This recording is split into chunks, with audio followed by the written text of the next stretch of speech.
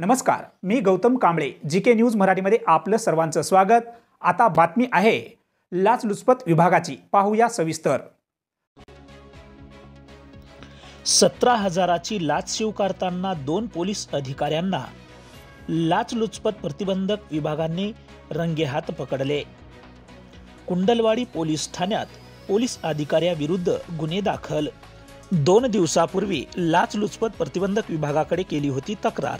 वाळू वाहतुकीच्या हायवावर कोणतीही कारवाई करू नये यासाठी वाळू ठेकेदाराकडून 17,000 रुपयाची लाच स्वीकारताना कुंडलवाडी पोलीस ठाण्याचे सहाय्यक पोलीस निरीक्षक आणि पोलीस उपनिरीक्षक यांना गुरुवारी लाचलुचपत प्रतिबंधक विभागाच्या अधिकाऱ्याने रंगेहात पकडल्याची घटना नांदेडच्या कुंडलवाडी येथे घडली आहे.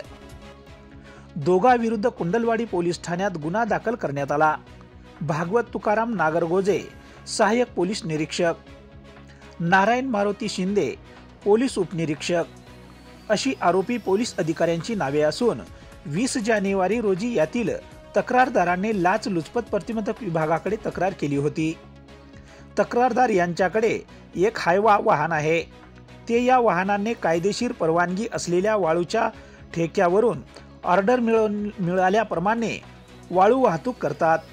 त्यांचा वाळू वाहतुकीचा हायवा पोलीस स्टेशनला कुंडलवाडी हद्दीतून वाळू वाहतूक करताना त्यावर पोलिसांनी कोणतीही कारवाई करू नये यासाठी आरोपी शिंदे यांनी त्यांच्याकडे 25,000 रुपये मागितले.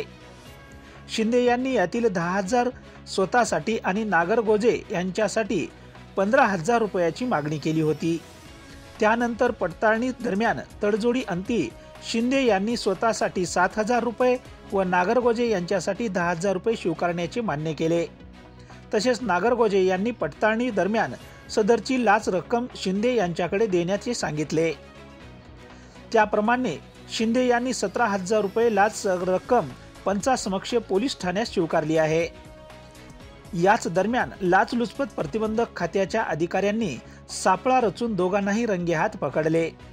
पोलीस अधीक्षक संदीप पालवे, अप्पर पोलीस अधीक्षक डॉक्टर संजय तुंगार, प्रशिक्षणार्थी अधिकारी प्रशांत पवार यांच्या मार्गदर्शनाखाली पोलीस निरीक्षक प्रीती जाधव, पोलीस अंमलदार राजेश राठोड, बालाजी मेकाले, ईश्वर जाधव यांनी हा सापळा रचला. Bureau report, GK news, Kundalwadi, Nanded. तुम्ही पाहत आहात महाराष्ट्राच्या कुशीतलं जीके न्यूज मराठी. सात जनतेची, भूमी महाराष्ट्राची.